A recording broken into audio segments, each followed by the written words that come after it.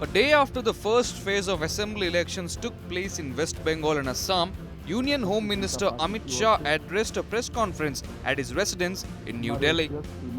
The Home Minister exuded confidence in winning majority of the seats in the poll-bound states.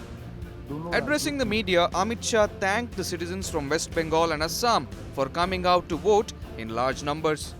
सबसे पहले तो मैं Bharatiya Janata party की ओर से, हमारे अध्यक्ष श्रीमान नड्डा जी की ओर से, देश के प्रधानमंत्री जी श्रीमान नरेंद्र मोदी जी की ओर से, दोनों राज्यों की प्रथम चरण में मतदान जो हुआ है, इसलिए दोनों राज्यों की जनता का हृदय से धन्यवाद करना चाहता हूं कि भारतीय जनता पार्टी के तरफ में भारी मात्रा में मतदान कर उन्होंने इस चुनाव में हमारे लिए शुभ संकेत दिए हैं. Shah also asserted that the peaceful polling and higher vote turnouts are positive signs for the Saffron Party in West Bengal and Assam. मैं मानता हूं कि बंगाल में हम 30 में से 26 सीट से ज्यादा भारतीय जनता पार्टी विजयी हो रही है और प्रचंड बहुमत के साथ सीटें जीत रही हैं. हमारी सीटें भी बड़ी मात्रा में बढ़ रही है और सीटों पर जीत का अंतर भी, मार्जिन भी बहुत बड़ी मात्रा में बढ़ रहा है.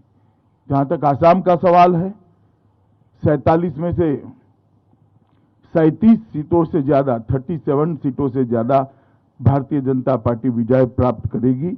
इसके साफ संकेत भारतीय जनता पार्टी की चुनावी मशीनरी से हमें मिले हैं. Before concluding his address, Union Home Minister accused West Bengal Chief Minister Mamata Banerjee of damaging the image of BJP in the state. ऐसा है, ये बातचीत को जरा ध्यान से सुनिए. मुझे लगता है आपको ममता जी का आरोप ब्रह्म वाक्य लगता है, ध्यान से सुना नहीं है. इसमें हमारे दो नेता बात कर रहे हैं, इतनी जगह पे हमने ट्रांसफर के लिए डिमांड करनी पड़ी. ये डिमांड तो हमने राइटिंग में रखी है, इसमें टैप की जरूरत नहीं है.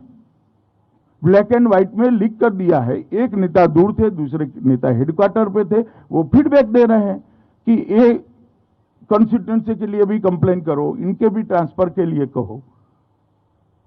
तो इसमें क्या कोई गोपनीय बात है ही नहीं. सवाल इसमें से होता है फोन किसने टैप किया. The BJP and TMC on Saturday released audio tapes against each other.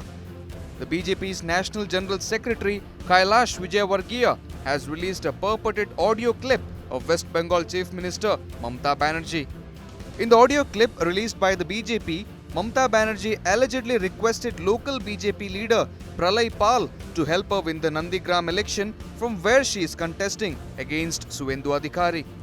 The first phase of the West Bengal Assembly elections witnessed 79.79% voter turnout, while according to the state chief electoral officer, the voter turnout in Assam was 72.1%.